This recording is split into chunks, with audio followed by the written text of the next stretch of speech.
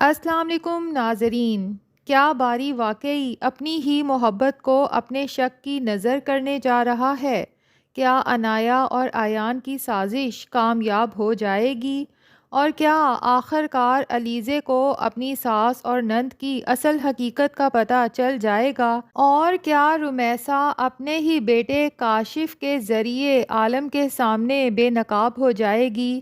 آئیے آج کے ریویو میں آنے والی قسط کے بارے میں تفصیل سے بات کرتے ہیں۔ سب سے پہلے تو افسوس ہوا، باری اور پریشے کے درمیان آخر کار غلط فہمی کی دیوار کھڑی ہو ہی گئی۔ عنایا کا منصوبہ کامیاب رہا، لیکن یہاں جہاں ایک طرف باری پہ غصہ آتا ہے کہ اس کے دل میں پریشے کے لیے جو بھی غلط فہمیاں ہیں اسے چاہیے کہ بیٹھ کر ان سب پر بات کرے، اوپنلی پریشے سے پوچھے کہ آخر اس سب کی کیا وجہ ہے، لیکن وہ دل میں ہی باتیں رکھ کے بیٹھ گیا ہے اور پریشے سے بات تک نہیں کر رہا۔ جبکہ دوسری طرف ناظرین، پریشے پر بھی بہت غصہ آتا ہے۔ باری کا آفس چھوڑنے کے بعد اس نے خودداری کی وجہ سے دوبارہ جوائن نہیں کیا، لیکن ایان کے ساتھ کام کرتے ہوئے پتہ نہیں پریشے کی خودداری کہاں چلی گئی۔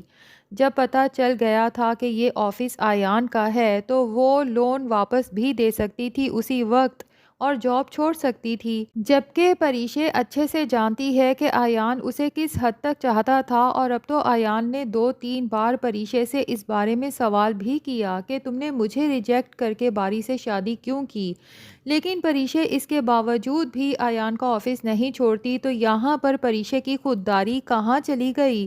اور پھر باری، کیا وہ پریشے کو جانتا نہیں؟ اس نے پریشے کی خوبیوں کو دیکھتے ہوئے ہی اس سے شادی کا فیصلہ کیا تھا نا؟ تو کیا باری بھول گیا کہ پریشے کبھی بھی کسی اور مرد کی طرف اٹریکٹ نہیں ہو سکتی؟ جب باری نے خود پریشے کو اتنی مشکل سے اس شادی کے لیے منایا تھا اور وہ پہلے ہی ایان کے ساتھ شادی سے انکار کر چکی ہے، تو باری کے دل میں آخر یہ خیال کیوں آیا کہ پریشے اس کے ساتھ رشتے میں رہتے ہوئے اسے دھوکہ دے سکتی ہے؟ اور کیا باری عنایا کو نہیں جانتا، جو ہمیشہ سے سازشیں اور چالیں چلتی رہی ہے؟ تو باری کو سوچنا تو چاہیے نا کہ ہو سکتا ہے اس بار بھی عنایا کی کوئی چال ہو۔ خیر، باری مسلسل پریشے پر دباؤ ڈال رہا ہے کہ وہ ایان کا آفس چھوڑ دے۔ پریشے نے اگر خود ایان کا آفس نہیں چھوڑا تو اسے پہلی بار ہی جب باری نے کہا تھا آفس چھوڑنے کا تو پریشے کو فوراً چھوڑ دینا چاہیے تھا اور باری کو بتا دیتی کہ میں یہ جاب کیوں نہیں چھوڑ رہی تھی، تو باری اسے کوئی بہتر راستہ بھی بتا دیتا۔ لیکن پریشے اس سلسلے میں باری سے کچھ بھی ڈسکس نہیں کرتی کہ وہ یہ جاب نہیں چھوڑ سکتی کیونکہ وہ معاہدے پر دستخط کر چکی ہے۔ اس کے علاوہ فلیٹ کے سلسلے میں ایڈوانس رقم بھی وصول کر چکی ہے۔ یہی وجہ ہے کہ اس کے لیے اچانک نوکری چھوڑ دینا ممکن نہیں۔ ادھر عنایا کی باتیں سننے کے بعد منال بھی بہت پریشان ہے اور بار بار باری کو یہی مشورہ دے رہی ہے کہ کسی نہ کسی طرح سے پریشے سے یہ نوکری چھڑوا دو، جبکہ عنایا اور ایان دور بیٹھے یہ سب دیکھ کر خوش ہو رہے ہیں کیونکہ ان کی منصوبہ بندی بالکل ویسے ہی کام کر رہی ہے جیسا وہ چاہتے تھے۔ اسی دوران پریشے آفس پہنچتی ہے اور ایان سے ریکویسٹ کرتی ہے کہ فائلز اسے دے دی جائیں تاکہ وہ گھر جا کر کام مکمل کر سکے۔ اس کی وجہ یہ ہے کہ وہ اب مزید آفس میں زیادہ دیر رکنا نہیں چاہتی تاکہ باری ناراض نہ ہو۔ لیکن عنایا جو وہیں پر موجود ہے، پتہ نہیں وہ منہ اٹھا کے ہر دوسرے دن ایان کے آفس کرنے کے آتی ہے۔ بہرحال ایان کو اشارہ کرتی ہے اور ایان جان بوجھ کر فائلز دینے سے انکار کر دیتا ہے اور کہتا ہے کہ میرا ڈرائیور آپ کے گھر فائلز پہنچا دے گا۔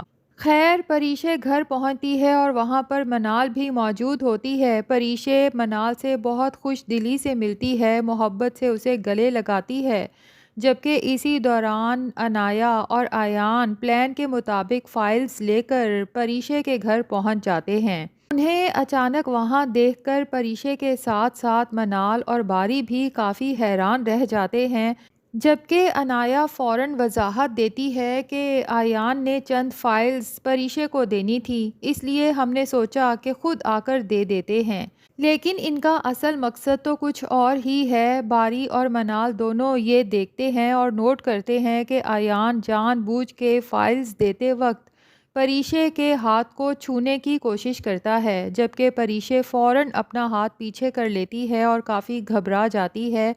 یہ منظر باری کو اندر سے ہلا کر رکھ دیتا ہے۔ اس کے ذہن میں فوراً سوال پیدا ہوتا ہے کہ اگر میرے سامنے یہ سب ہو رہا ہے تو آفس میں کیا کچھ ہوتا ہوگا۔ سچ تو یہ ہے کہ ایان کا کردار اس مقام پر انتہائی منفی دکھائی دے رہا ہے۔ وہ انایا کے ساتھ مل کر اس لڑکی کو ذہنی اذیت دے رہا ہے جس سے کبھی وہ بے پناہ محبت کرتا تھا۔ دوسری طرف انایا گھر واپس جا کر منال کے سامنے ایک نیا ڈرامہ شروع کر دیتی ہے۔ وہ کہتی ہے کہ آج میں نے پریشے کو ایان کے ساتھ جتنا خوش دیکھا، اتنا خوش تو میں نے اسے کبھی باری کے ساتھ بھی نہیں دیکھا۔ منال فوراً اس بات کی مخالفت کرتی ہے اور وضاحت کرتی ہے کہ پریشے باری سے بے پناہ محبت کرتی ہے۔ تم بلا وجہ غلط فہمیاں پیدا کر رہی ہو۔ ایان صرف پریشے کا باس ہے، اس سے زیادہ کچھ نہیں۔ لیکن انایا کا مقصد ہی یہی ہے کہ منال کے ذہن میں شک پیدا کیا جائے۔ وہ مسلسل یہی تاثر دیتی ہے کہ اسے پریشے اور ایان کا ایک دوسرے کے ساتھ ہنسنا بولنا بالکل پسند نہیں۔ یہاں تک کہ وہ جذباتی انداز میں کہتی ہے کہ اگر اس بار بھی میری شادی پریشے کی وجہ سے نہ ہو سکی تو پھر میں اپنے ساتھ کچھ بھی کر جاؤں گی۔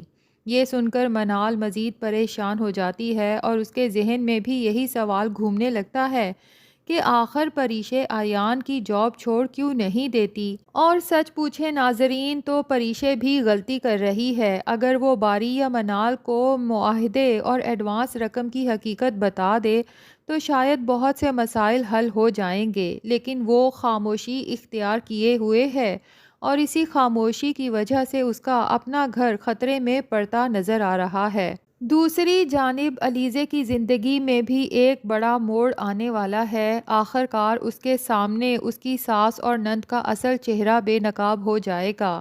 زہیب جو علیزے کی میڈیکل رپورٹس لینے گیا ہوا تھا، ایک بڑی خوشخبری کے ساتھ گھر واپس لوٹ رہا ہے، لیکن گھر پر ایک ایسا راز اس کا انتظار کر رہا ہے جو سب کچھ بدلنے والا ہے۔ زہیب کی والدہ اپنی بیٹی رمشا سے کہتی ہیں کہ علیزے کے کچھ ٹیسٹ ہوئے تھے اور زہیب ان کی رپورٹس لینے گیا ہے۔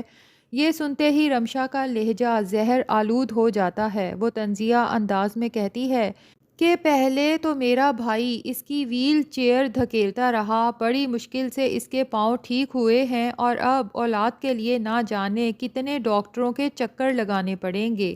رمشا کی یہ بات سن کر اس کی والدہ اسے یاد دلاتی ہیں کہ یہ مت بھولو کہ علیزے بے اولاد بھی ہم دونوں کی وجہ سے ہی ہے۔ یہ جملہ باہر کھڑی علیزے سن لیتی ہے۔ یہ الفاظ اس کے دل پر بجلی بن کر گرتے ہیں۔ اس کے ہاتھ سے چھڑی گر جاتی ہے اور آواز سن کر زہیب کی والدہ گھبرا جاتی ہیں۔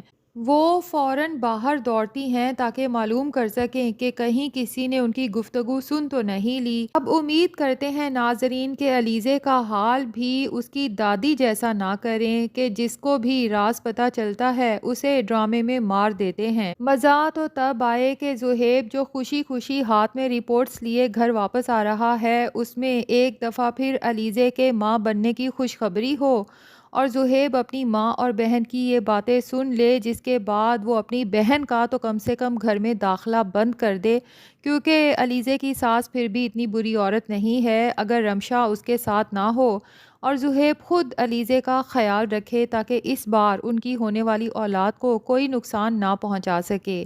اور دوسری طرف بات کریں گے رمیسا کی، تو بھائی رمیسا جب کاشف سے کہتی ہے کہ مجھے اچھے سے پتہ ہے پیسے تم ہی نے لیے ہیں، سیدھی طرح وہ پیسے واپس کر دو ورنہ میں عالم کو سب کچھ صاف بتا دوں گی، تو کاشف بھی اپنی ماں کو بلیک میل کرتا ہے کہ اگر آپ میرا راز بتائیں گی تو پھر آپ کے سارے راز بھی میرے پاس ہیں، میں بھی وہ سب ابو کو بتا دوں تو آپ خود ہی سوچ لیں کہ وہ آپ کا کیا حشر کریں گے۔ تو ناظرین لگتا یہی ہے کہ اب زبیدہ اور زوبی تو اس گھر سے چلے جائیں گے، لیکن گھر میں چوریاں پھر بھی نہیں رکیں گی، تو عالم صاحب کو یقیناً شک ہوگا کہ چور ہمارے ہی گھر میں موجود ہے۔ اب دیکھتے ہیں کہ رمیسا اور کاشف کب تک بچ سکتے ہیں۔